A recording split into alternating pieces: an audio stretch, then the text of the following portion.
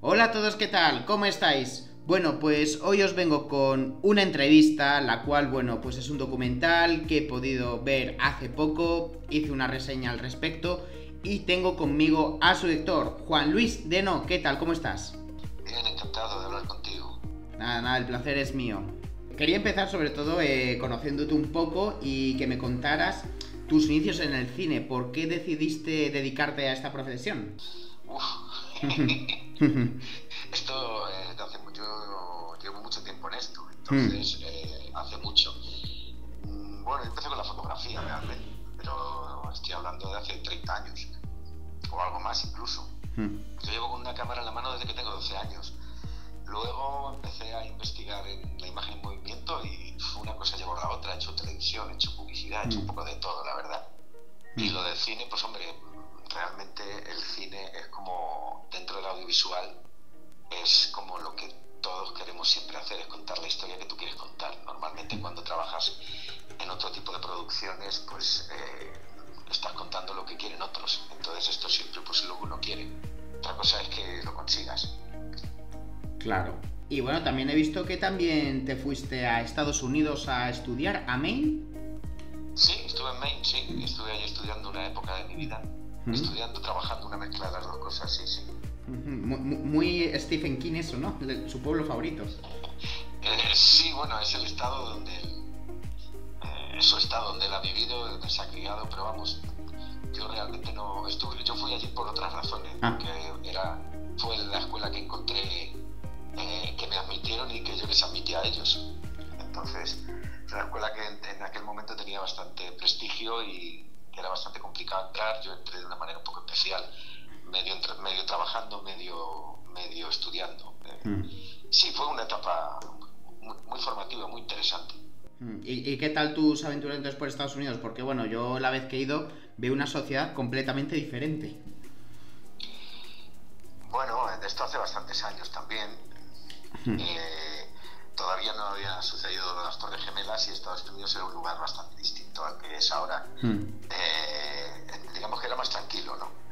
Y era un lugar además donde cualquiera que tuviera interés en el cine había que pisarlo y ver un poco qué se respiraba por allí. Aunque yo prefiero el cine europeo en términos generales, es cierto que en Estados Unidos, al tener una industria tan potente, que creo que es la tercera industria nacional, pues todo, a nivel técnico es todo mucho más, estaba todo mucho más abierto, ¿no? Aquí era todo como mucho más misterioso. Alrededor del cine había un halo de misterio, como que había que ser una persona especial para poder acceder a ese mundo. Esto ha cambiado con los años, ¿no? Pero en ese momento era así. Entonces allí era distinto, la información se compartía, era todo muy distinto, sí, en ese sentido. Y por eso fui allí, porque aquí la cosa estaba muy complicada, realmente. El cine siempre ha sido un sector muy elitista y yo soy de clase trabajadora, entonces para formarte estaba complicado. Sigue estándolo ahora, sigue estándolo ahora. Hay un filtro económico muy importante en este sector. Sí, desde luego, la verdad es que sí, se nota y que no todos los que entran lo consiguen, no todos son, como se suele decir, el Bardem y el Bandera, sino que hay mucho currito por ahí, mucho trabajador. Hombre, claro, como en todo, sí. Efectivamente. Sí. También he visto, bueno, que sobre todo le das muchísimo al tema de los drones, ¿no? Que estás muy especializado en ello. Sí, veo que has investigado mucho, ¿no? Sí. Sí, bueno, yo es que hago muchas cosas, yo soy muy polifacético y hago muchas cosas. Llevo muchos años en esto y he tocado un poco todos los palos.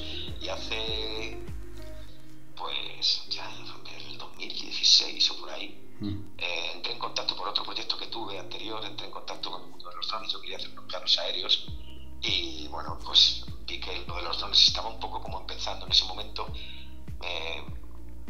Tenía un amigo que sabía un poco del tema y me fui metiendo y me moló hasta el punto de que al final me terminé haciendo yo piloto y bueno, hago trabajo con el dron, sí, tengo varios drones y estoy un poco especializado en ese asunto.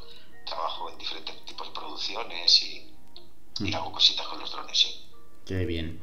Y bueno, también viendo tu carrera, he visto que estuviste unos 5 años trabajando, ¿no? Para Mediaset, Telecinco. ¿Cómo fueron esos años? Porque eso yo, claro, yo soy del año 91, no guardo muchos recuerdos, pero siempre tengo entendido que era como una Telecinco muy potente y muy rompedora en la televisión. Sí, vamos a ver, es que la televisión privada acaba de llegar. Esto sí que es la prehistoria. Yo entré en el Telecinco en el año 90. Fue mi primer trabajo serio en el sector. Estamos hablando de hace mucho tiempo. Era todo muy diferente. Telecinco era una cadena, digamos, muy generalista y con mucha influencia italiana, con muchos programas del corte Berlusconi italiano, muchos formatos que importaban de Italia. Y era bastante...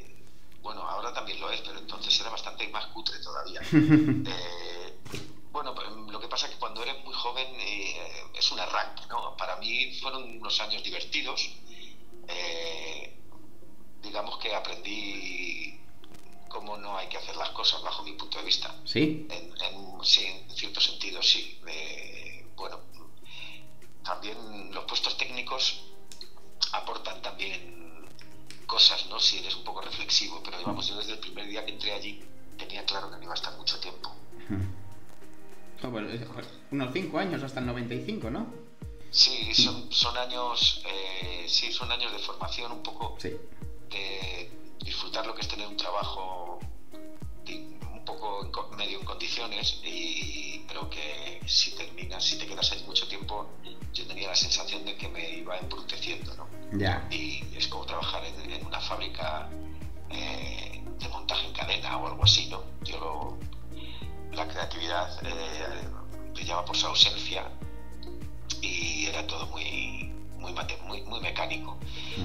Y al final pues no creces profesionalmente, y por eso, bueno, la televisión, yo he trabajado muchas veces para televisión, he hecho muchas cosas en televisión y bueno, es una pena porque es una ventana que tiene unas posibilidades enormes, pero se ha utilizado en términos generales bastante mal. Siempre ha habido islas en las que yo siempre he estado ahí botando de una isla a otra en los aledaños, pero si te metes a fondo en el mundo de la televisión, yo siempre salía escaldado.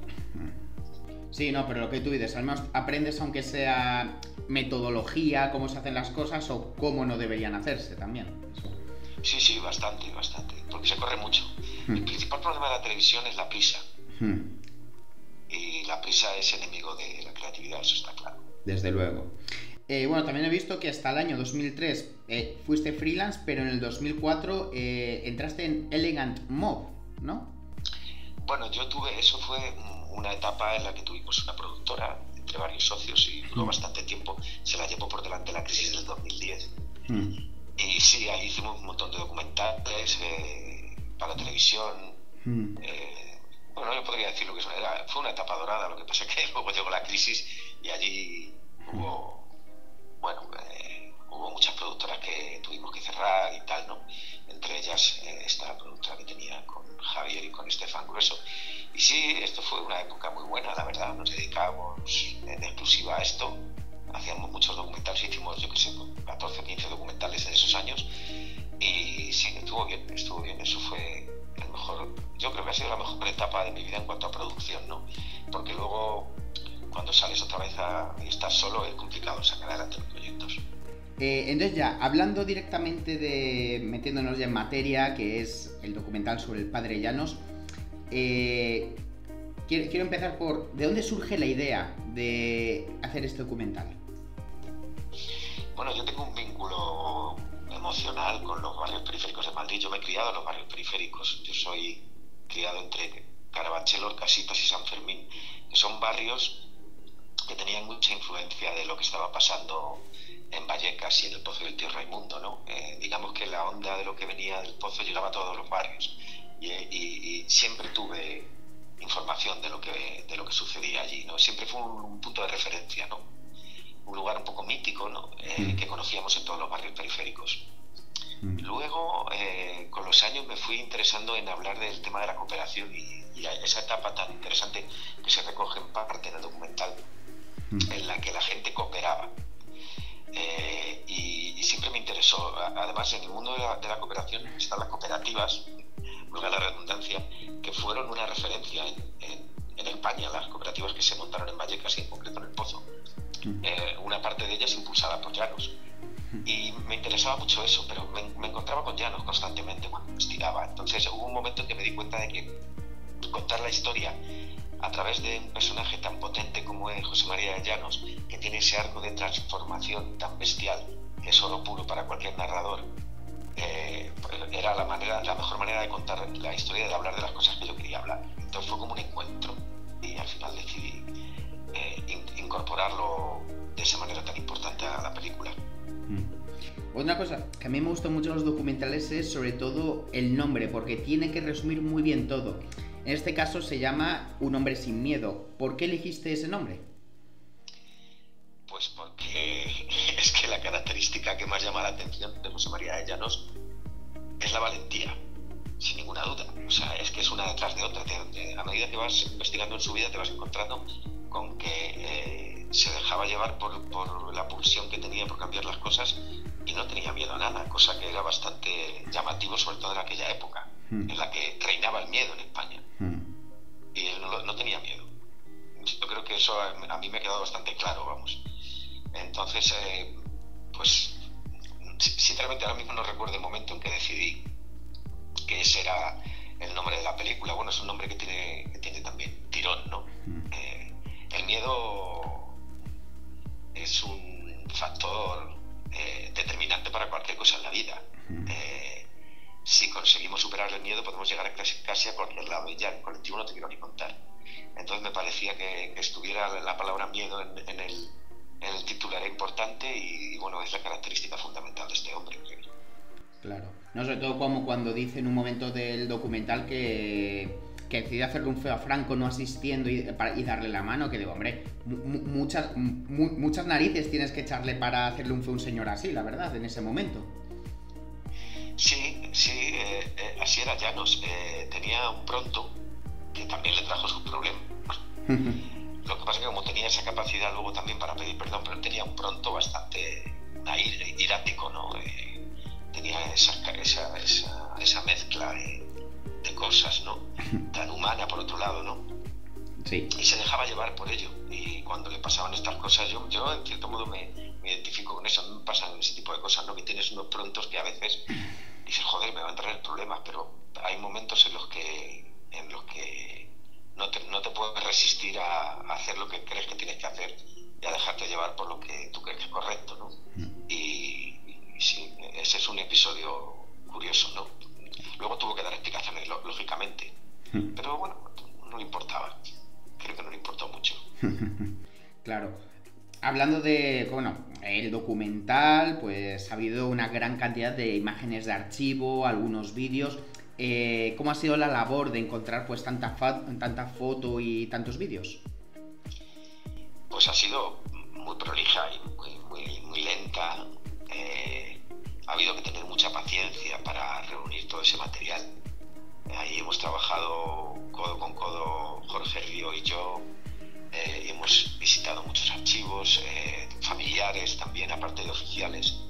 Hemos tenido el archivo de Televisión Española, que ha sido fundamental también en esto. Y bueno, luego te vas encontrando con cosas que te sorprenden, ¿no? Por ejemplo, en la cooperativa de la luz del Pozo del Tierra del Mundo, que es un lugar que existe todavía, que es una empresa que funciona y que da luz al barrio del Pozo, aún hoy en día, pues alguien me dijo, a lo mejor hay alguna foto allí. Fuimos allí y había cientos. Las iba atesorando una persona que tenía esa cosa de decir, esto hay que guardarlo de alguna manera, esa intuición de que tienes algo en tu mano que es valioso, y las iba guardando, que es Lola Tostado, que es la persona que está allí trabajando, ¿no? Y cuando llegamos nos encontramos con un verdadero tesoro. Tenían cientos y cientos de fotografías, también las asociaciones de vecinos, alguna persona, Miguel Ángel Pascual, que fue presidente de la Asociación de Vecinos del Pozo, también había atesorado un montón de fotografías, incluso había editado un libro en su momento, hace bastantes años, y las guardaba como oro en paño. Luego también el archivo de los jesuitas de la Compañía de Jesús, que nos han abierto sus puertas con una confianza extraordinaria, cosa que yo siempre agradezco. Bueno, muchos sitios, Archivo de la Comunidad de Madrid, el Ayuntamiento, ha habido una cosa muy prolija, ¿no? Sí, mucho trabajo.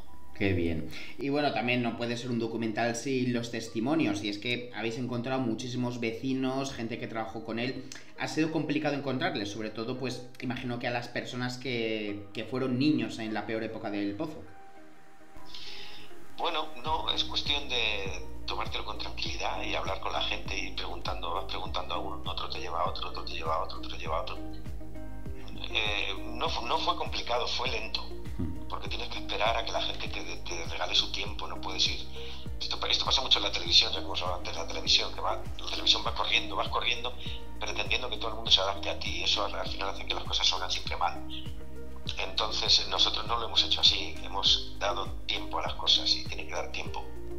Cuando a la gente le regalas tu tiempo, ellos te regalan el suyo, pero si vas corriendo no hay forma. Entonces nosotros hemos sido muy conscientes de eso desde el principio, hemos trabajado con calma y hemos conseguido generar confianza con estas personas. Por eso las entrevistas han salido muy bien, yo diría excepcionalmente bien. Nos han regalado muchos momentos mágicos.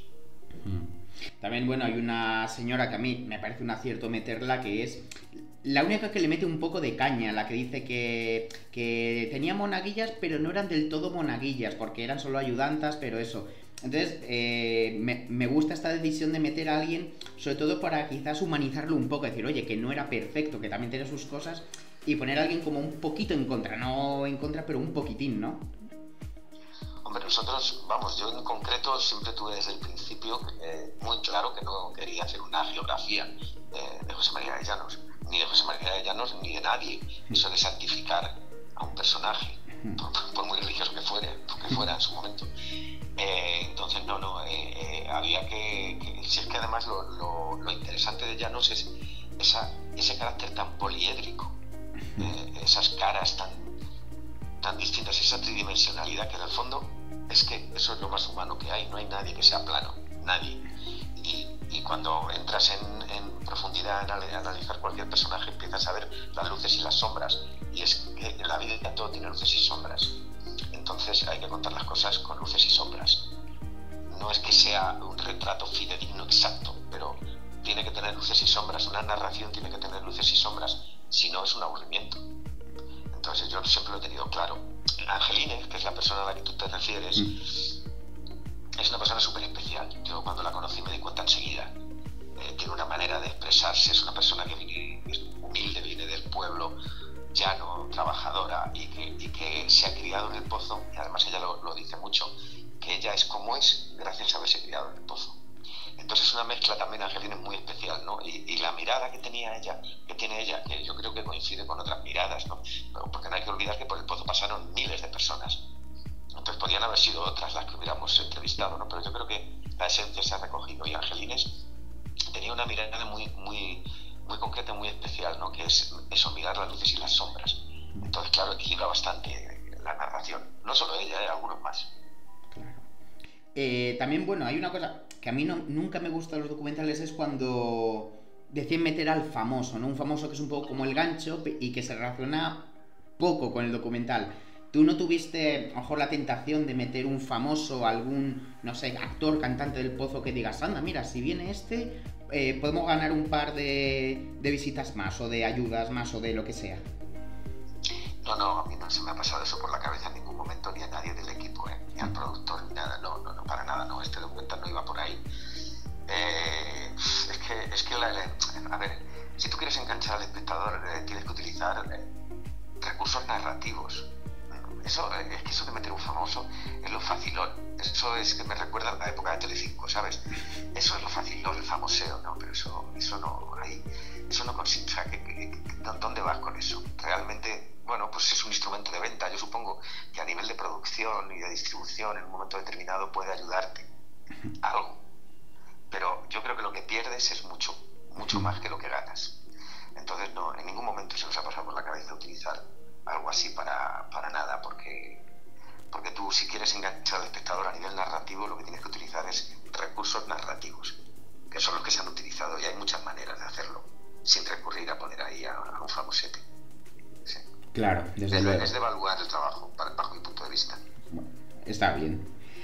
También una imagen que me llamó mucha atención es que pusisteis un mapa de Madrid. Y claro, es que se veía como Madrid era enana y el resto eran, lo que decís, barrios del extrarradio.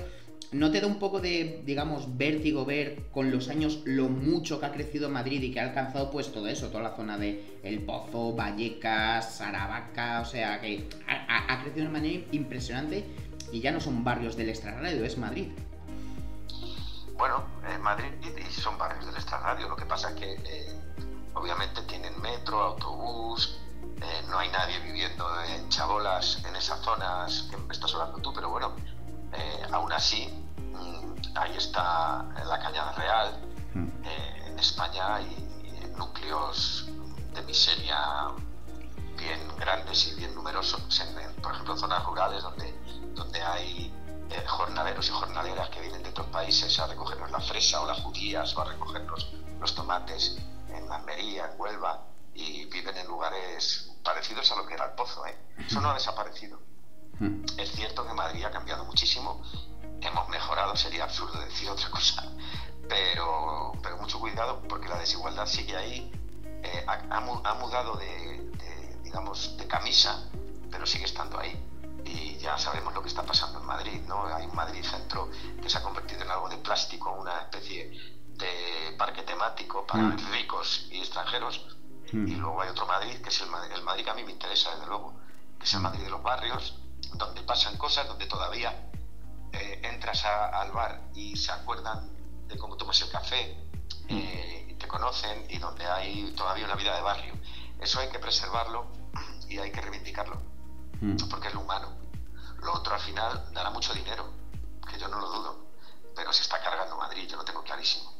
Sí, no, desde luego, el centro súper gentrificado, y pensando en lo que dicen, cierran charcuterías y tiendas de verduras para poner helados de 10 sabores y palomitas de colores, ya ves tú, que de eso no vive una persona. Bueno, algunos vivirán el que la venda, yo lo entiendo. Bueno, sí, pero no el que vive, ahí. No, desde luego, el que vive allí se tiene que ir. Sí. Entonces, en el documental tú sientes que decir, me ha faltado por contar cosas, no he podido meter todo lo que quisiera. ¿Hay alguna cosa que dices, se ha quedado fuera? Sí, hay varias. Bueno, ha habido personas que nos han desaparecido por el camino. No hemos logrado entrevistar, por ejemplo, porque eran muy mayores y han fallecido antes de poder realizar la entrevista. Porque esto va muy lento. Cuesta tanto trabajo sacar este tipo de proyectos adelante que en este tipo de cosas íbamos un poco a contrarreloj, porque sabíamos que íbamos justos ya. Porque ha habido mucha gente que haya muerto, que ha desaparecido ya. Porque es la gente muy mayor. Estamos hablando de gente muy mayor. Gente que eran niños entonces, pero ahora tienen más de 80 años. Entonces, en ese sentido, sí ha habido alguna cosa que ha sido una pena no haberlo. Algún personaje como Fernando Elena, que era uno de los que se presentó en El Pozo con Llanos allí en la primera chabola, que venían del sur, estudiantes, pues esa persona fue muy importante en esta historia y no hemos podido contar con ella por unos meses, y contar un poco desde su punto de vista, a lo mejor un poco más en profundidad lo que fue el cooperativismo, porque él fue una de las almas importantes del cooperativismo en El Pozo, pero se nos fue antes de tiempo, antes de que pudiéramos hacer la entrevista, y eso nos dejó fuera una parte importante de cómo se planteaba el tema de las cooperativas en El Pozo, que creo que es algo muy interesante, pero yo no quería contarlo si no era con un testigo directo. Entonces eso se ha quedado fuera, por ejemplo. Puede haber alguna cosa más. Y bueno, también una cosa que me llamó la atención es, obviamente te has centrado en lo que tú querías, que era El Pozo y demás, pero sí que veo como que de sus últimos años de vida, la década de los 80, lo tocas más por encima. O sea, comentas que el problema de la droga, la gente que se quedó en el camino, pero a partir de ahí tampoco te centraste mucho en ese tema. Bueno, vamos a ver, Llanos murió en el año 92. Los últimos años de su vida estaba muy mayor y estaba enfermo. Y realmente lo que... Había dos elementos en los años 80 que de alguna manera estaban lo que estaba más presente en la vida del Pozo. Uno era la remodelación del barrio, que no se acabó hasta el año 86, hubo chabolas hasta el 86, y otra el tema de la droga, que estaba haciendo un daño en todo Madrid realmente, pero en los barrios obreros, por razones que están aún por explicar, hizo mucho más daño. Yo soy de los que piensa que de manera premeditada, y no lo pienso solo yo, lo piensa más gente, mucha más gente. Entonces esos eran los dos asuntos importantes, y se tratan en la película. Hay que tener en cuenta que también Llanos bajó su nivel de actividad esos años ya porque estaba muy mayor, y entonces tampoco, en una película no lo puedes tratar absolutamente todo, no es como un libro. Una película, lo más importante que tienes que cumplir, yo creo, para mí, bajo mi punto de vista, es no aburrir y enganchar al espectador para que vaya de la narración desde el principio hasta el final. Eso en un documental tiene mucha complejidad, porque los personajes no te cuentan lo que tú quieres, no hacen lo que tú quieres, como en un guion de ficción. Tú dices, di esto, di lo otro, haces esto o haces lo otro. Aún así es muy complicado, no voy a quitarle yo mérito a los que escriben buenos guiones de ficción, pero te quiero decir que es una complicación extraordinaria. Entonces es muy importante, bajo mi punto de vista, no aburrir a la gente y hacer una narración que se pueda seguir de principio a final y que te enganche. Y para eso tienes que utilizar factores emocionales, factores sentimentales, digamos, recursos narrativos, y no lo puedes contar todo, ¿no? Una película es algo más sentimental. Para eso está el libro, la biografía de Llanos, Azul y Rojo, de Pedro Miguel Lamet, que yo, el que quiera profundizar, se lo recomiendo encarecidamente, porque ahí sí que está todo. Y bueno, después del estreno, ¿cómo está yendo en salas? ¿Cómo va tirando el docu? Bueno, pues ha sido sorprendente, la verdad. Es que yo, todos los coloquios en los que estaba la sala llena.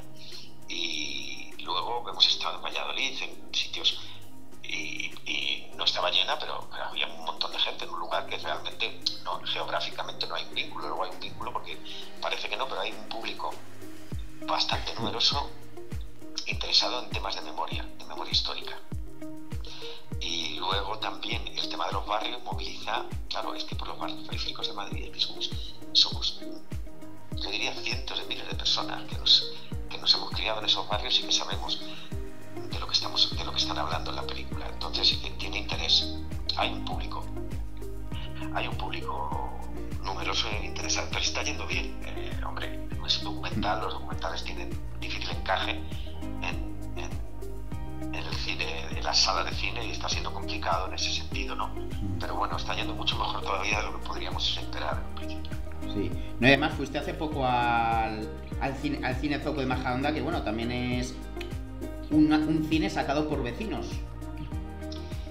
Claro, sí, es que hay una serie de islas salpicadas por toda España donde hay salas de cine especiales que las lleva gente que tiene un amor por el cine, entonces tú lo notas enseguida. Esa gente es con la que nos está programando, y están llevando mucha gente al cine. Y el Zoco, el que es muy grande, pero también había más de 100 personas allí. Entonces sí, hemos estado allí. Además ha sido una experiencia estupenda, porque el coloquio estuvo realmente interesante. Qué bien, me alegro, sobre todo eso, que la gente participe y que se entere de que existen estas cosas.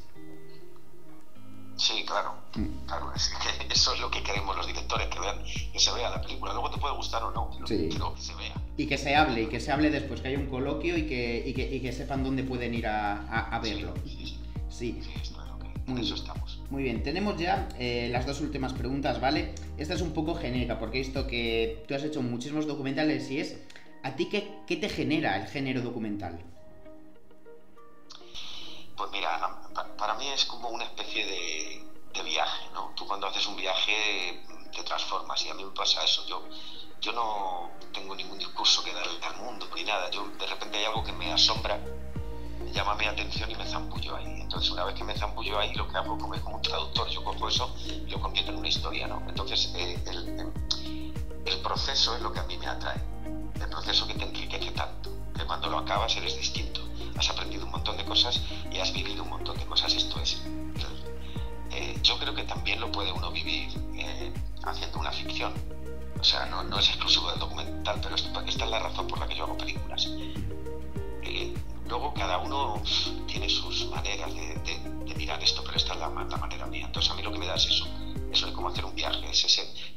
ese proceso. Ese proceso es súper enriquecedor y engancha.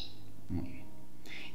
Y ya para acabar, ¿nos podrías comentar algo? ¿Cuál es tu próximo proyecto después de este? ¿Tienes algo planeado? Pues uno siempre tiene 2 o 3 proyectos ahí en el aire. Yo no puedo desvelarlo ahora mismo, pero sí te puedo decir que tiene algo que ver con el mundo rural. Es un cambio radical. Yo siempre quiero decir, cada película que hago es muy distinta una a la otra, ¿no? Y aquí estoy con el mundo rural, ahora que yo vivo en el mundo rural. Yo llevo 18 años fuera de Madrid y es una mirada a una parte del mundo rural, lo que tengo en la cabeza ahora. Perfecto, pues de nuevo, muchísimas gracias por tu tiempo, ha sido una entrevista estupenda. Gracias a ti por tu tiempo y por tu interés.